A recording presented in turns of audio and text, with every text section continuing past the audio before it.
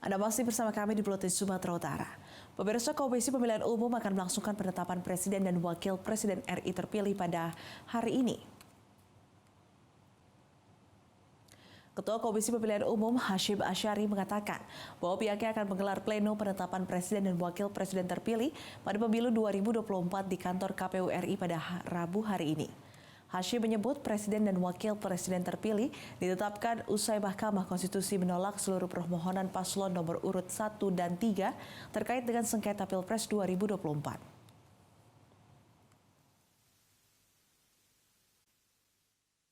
Tahapan berikutnya untuk pemilu presiden adalah penetapan pasangan calon presiden dan wakil presiden terpilih pemilu 2024 yang diagendakan KPU akan dilaksanakan. Penetapan pasangan calon presiden wakil presiden terpilih untuk pemilu 2024 KPU mengagendakan akan dilaksanakan pada hari Rabu tanggal 24 April tahun 2024. Jelajahi cara baru mendapatkan informasi. Download Metro TV Extend sekarang.